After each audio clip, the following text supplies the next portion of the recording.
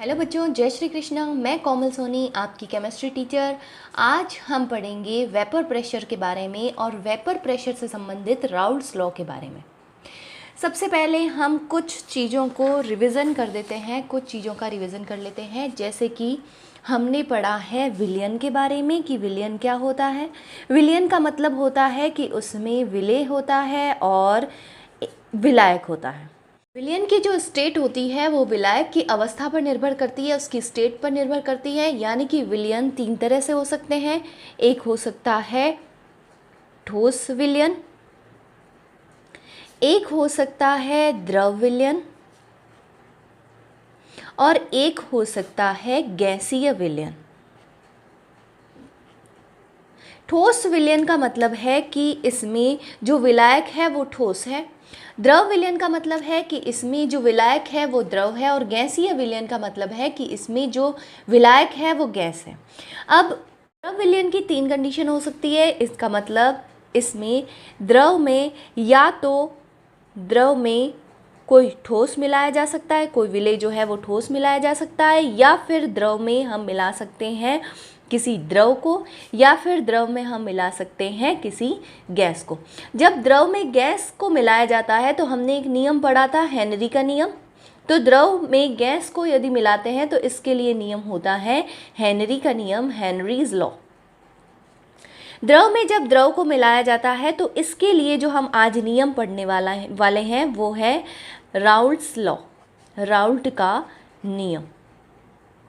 और इस नियम का जो पालन करते हैं, इस नियम पे जो आधारित होते हैं वो कहलाते हैं आदर्श विलयन। और जो इस नियम का पालन नहीं करते हैं वो कहलाते हैं अनादर्श विलयन। तीसरे प्रकार का विलयन होता है जब द्रव में ठोस मिलाया जाता है। इनको हम पढ़ेंगे अणुसंख्यक गुणधर्म के रूप में। अणुसंख्यक गुणधर्म होते हैं वाष्प दाब में अवनमन, इसको मैं अभी नहीं लिख रही हूँ, लेकिन चार प्रकार के अणुसंख्यक गुणधर्म होते हैं। पहला होता है वाष्प दाब में अवनमन, दूसरा होता है क्वथनांक में अवनयन, तीसरे प्रकार का होता है हिमांक में अवनमन और चौथे प्रकार का होता है परासरण दाब। इसको हम बाद में पढ़ेंगे।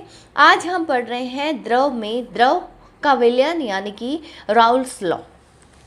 अब सबसे पहले राउल्ट्स लॉ पढ़ने से पहले हम ये देख लेते हैं कि वाष्प दाब से क्या मतलब होता है, वाष्प से क्या मतलब होता है। वाष्प हमें पता है जल की दो अवस्थाएं हो सकती है, जल से भाप बन सकता है और जल से वाष्प भी निकलता है। एक बात ध्यान रखने की है कि वाष्प और भाप दोनों ही अलग अलग चीज़ें होती हैं। ऐसा इसलिए क्योंकि जल को अगर हम 100 डिग्री सेंटीग्रेड पर गर्म करते हैं तो इससे भाप बनकर निकलती हैं, गैस के रूप में जल परिवर्तित हो जाता है, इसे हम कहते हैं भाप। और यदि हम एक गिलास में जल को भर के रखते हैं और बहुत दिनों बाद यदि हम उसे देखते हैं तो वो पानी कम हो जाता है, लेकिन हमने उसको किसी भी प्रकार का ताप नहीं दिया है, हमने उसका टेम्परेचर 100 डिग्री सेंटीग्रेड नहीं किया है, फिर भी जो है जल वाष्प बनकर उड़ जाता है। ऐसा इसलिए होता है क्योंकि अगर हम खुले पात्र में जल को भरते हैं तो जो यहाँ से हवा प्रवाहित होती है वो इन जल के कणों को अपने साथ ले जाती है, जिसके कारण जल पात्र में कम हो जाता है, यानी कि जल जो है वो वाष्प बनकर निकल जाता है। अब हम समझते हैं वाष्प दाब क्या होता है। यदि एक पात्र में जल भरा हुआ है और हमने इसको ढक्कन लगाकर बंद कर दिया है, इसको यदि हमने ढक्कन लगाकर बंद कर दिया है तो ये जल जो है वो हवा के कांटेक्ट में नहीं आएगा। जब हवा के कांटेक्ट में नहीं आएगा तो जो वाष्प है वो नहीं निकलेगी, इस पात्र से बाहर नहीं निकलेगी, जिसके कारण वाष्प जो है वो इसी पात्र में इकट्ठी हो जाएगी। और ये जो वाष्प होती है जल की सतह पर एक दाब लगाती है। और ये दाब कब लगाती है? जब जल के जो अणु होते हैं वो वाष्प बनकर काफ़ी मात्रा में वाष्प बनकर यहाँ पर इकट्ठे हो जाते हैं और वाष्प के अणु और जल के अणुओं में एक साम्य अवस्था आ जाती है। साम्य अवस्था का मतलब है कि जो वाष्प के कण हैं और जो जल के अणु के कण हैं वो बराबर मात्रा में आ जाते हैं, इक्विलिब्रियम में आ जाते हैं। तो इस कंडीशन में जो वाष्प द्वारा दाब लगाया जाता है उसे हम कहते हैं वाष्प दाब। यहाँ पर याद रखने की बात यह है, इसको समझने की बात यह है कि स्थिर ताप पर, ताप में हमने कोई चेंज नहीं किया है, तो इसको हम इस तरह से समझेंगे कि स्थिर ताप पर साम्य अवस्था में, साम्य अवस्था यानी कि जल के अणु और वाष्प के अणुओं के बीच साम्य अवस्था हो गई है। साम्य अवस्था में वाष्प द्वारा द्रव की सतह पर लगाया जाने वाला दाब वाष्प दाब कहलाता है। क्या कहलाता है? वाष्प दाब कहलाता है। फिर से एक बार इसकी परिभाषा समझते हैं। स्थिर ताप पर साम्य अवस्था में वाष्प द्वारा द्रव की सतह पर लगाया जाने वाला दाब, वाष्प द्वारा द्रव की सतह पर लगाया जाने वाला दाब जो होता है वो वाष्प दाब कहलाता है। इसकी परिभाषा हम यहाँ पर देखते हैं। इसकी परिभाषा कुछ इस तरह से है। एक निश्चित ताप पर साम्य अवस्था में वाष्प के अणुओं द्वारा द्रव की सतह पर उत्पन्न किया गया दाब, द्रव की सतह पर जो दाब लगाया जाता है वाष्प के द्वारा, वह संतृप्त वाष्प दाब या वाष्प दाब कहलाता है। अब हम देखेंगे कि वाष्प दाब को प्रभावित करने वाले कारक कौन कौन से होते हैं। वाष्प दाब को प्रभावित करते हैं द्रव की प्रकृति और ताप। द्रव की प्रकृति किस तरह से प्रभावित करती है, यहाँ देखते हैं। वे द्रव जिनमें दुर्बल अंतराण्विक आकर्षण बल होते हैं, यानी कि वे द्रव जिनके कण जो है वो आपस में कम आकर्षण बल के द्वारा बंधे होते हैं, उनका वाष्प दाब अधिक होता है, क्योंकि कणों के बीच में कम आकर्षण बल के कारण, उनके ढीले आकर्षण बल के कारण कण जो है वो आसानी से वाष्प में परिवर्तित हो जाते हैं। यहाँ पर देखिए, क्योंकि द्रव के अधिक अणु द्रव की सतह को छोड़कर वाष्प अवस्था में आ जाते हैं, क्योंकि द्रव के कण जो होते हैं, उनके अणु जो होते हैं, उनके बीच में दुर्बल अंतराण्विक बल होता है। यही कारण है कि डाई एथिल ईथर का वाष्प दाब एथिल अल्कोहल की अपेक्षा अधिक होता है, क्योंकि एथिल अल्कोहल जो होता है वो इनमें हाइड्रोजन बंध पाया जाता है, जिसके कारण इनके बीच अंतराण्विक आकर्षण बल अधिक होता है, और डाई एथिल ईथर का अंतराण्विक आकर्षण बल कम होता है, जिसके कारण एथिल अल्कोहल की अपेक्षा डाई एथिल ईथर का वाष्प दाब अधिक होता है। अब हम देखते हैं ताप का प्रभाव। ताप क्या प्रभावित करता है? ताप बढ़ने पर द्रव का वाष्प दाब बढ़ता है। ऐसा इसलिए होता है क्योंकि ताप बढ़ने पर द्रव के अणुओं की गतिज ऊर्जा बढ़ जाती है, यानी द्रव के अणु जो हैं वो गति करने लग जाते हैं और अधिक से अधिक अणु द्रव की सतह को छोड़कर वाष्प अवस्था में परिवर्तित हो जाते हैं। यानी कि यदि टेम्परेचर को बढ़ाया जाता है तो वाष्प दाब जो है वो अधिक हो जाता है, यानी वाष्प दाब बढ़ जाता है। अब हम समझते हैं कि राउल्ट्स का नियम क्या होता है, राउल्ट्स लॉ क्या होता है।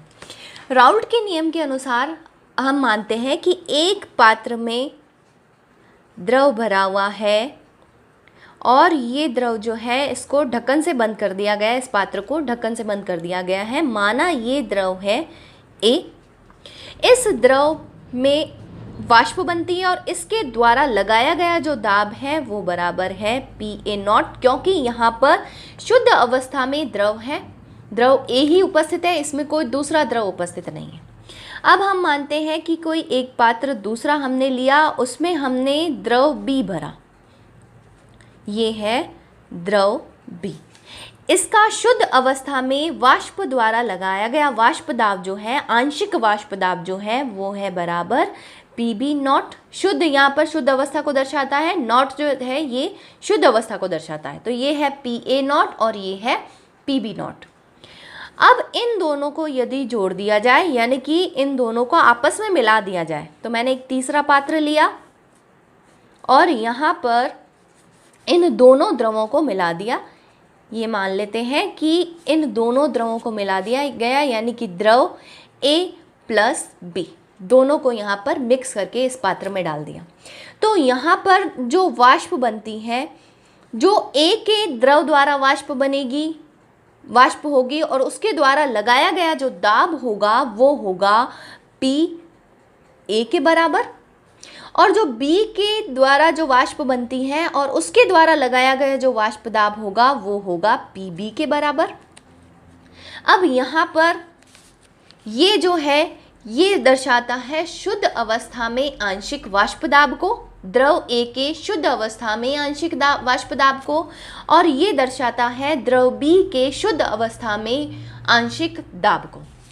ये दर्शाता है विलयन में द्रव A के आंशिक दाब को, और ये दर्शाता है विलयन में द्रव B के आंशिक दाब को। अब यहाँ पर इसके मोलों की संख्या को हम दर्शाएंगे XA से और XB से। XA का मतलब है यहाँ पर द्रव A में उपस्थित मोल अंश, द्रव A के मोल अंश, और XB दर्शा रहा है द्रव B के मोल अंश। तो राउल्ट के नियमानुसार किसी द्रव पर लगने वाला जो वाष्प दाब होता है वो उसके मोल अंश के बराबर होता है। इसको हम इस तरह से समझते हैं कि कोई दो द्रव हैं जिसमें A की मात्रा ज़्यादा है और B की मात्रा कम है, तो जो A वाला द्रव है उसकी वाष्प दाब अधिक होगी, उसकी वाष्प अधिक बनेगी क्योंकि उसकी मात्रा अधिक है, और B जो है उसकी मात्रा कम है जिसके कारण उसकी वाष्प कम बनेगी। तो इसलिए जो वाष्प दाब होता है वो डायरेक्टली किसके प्रोपोर्शनल होता है? डायरेक्टली प्रोपोर्शनल होता है मोल अंश के, यानी कि उसकी मात्रा के। द्रव A की मात्रा कितनी है वो बताएगा कि द्रव A पर लगने वाला आंशिक दाब कितना है, और द्रव B की मात्रा कितनी है वो दर्शाएगा कि द्रव B पर लगने वाला आंशिक दाब कितना है। इसका मतलब ये हो गया कि जो PA है वो डायरेक्टली प्रोपोर्शनल है XA के, और PB जो है वो डायरेक्टली प्रोपोर्शनल है XB के। अब हम यहाँ पर समझते हैं, ये मैंने यहाँ पर दो द्रवों को दर्शाया और इसका एक मिक्सचर दर्शाया है। यहाँ पर मैंने लिखा है राउल्ट्स लॉ को। राउल्ट्स लॉ ये दर्शाता है कि किसी द्रवीय विलयन में द्रव का आंशिक दाब, ये द्रव का आंशिक दाब है, उसके विलयन में मोल अंश के समानुपाती होता है, यानी कि जितने मोल अंश होंगे उतना ही ज़्यादा उसका आंशिक दाब होगा। यानी कि PA समानुपाती है XA के और PB समानुपाती है XB के। यहाँ पर इसको हटा करके इज इक्वल्स टू लगाते हैं तो यहाँ पर एक स्थिरांक आता है। स्थिरांक हमने दर्शाया है A विलयन के लिए उसके शुद्ध अवस्था में आंशिक दाब को और B के लिए शुद्ध अवस्था में आंशिक दाब को। तो यहाँ पर PA इज इक्वल्स टू हो जाएगा PA नॉट इंटू XA और PB इज इक्वल्स टू हो जाएगा PB नॉट इंटू XB। यहाँ पर PA नॉट है शुद्ध अवस्था में द्रव A का आंशिक वाष्प दाब, और PB नॉट है शुद्ध अवस्था में द्रव B का आंशिक वाष्प दाब। PA यहाँ पर है विलयन में द्रव A का आंशिक वाष्प दाब और PB यहाँ पर है विलयन में द्रव B का आंशिक वाष्प दाब। XA है द्रव A का मोल अंश और XB है द्रव B का मोल अंश।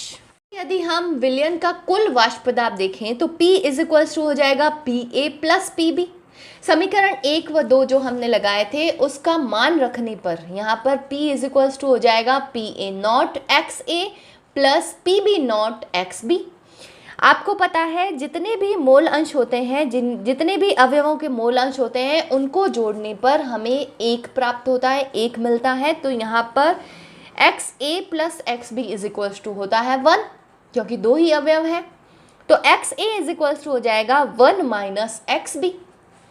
यदि इस समीकरण में XA का मान रख दिया जाए तो यहाँ पर हो जाएगा PA is equals to PA not 1 minus XB bracket में प्लस PB नॉट XB।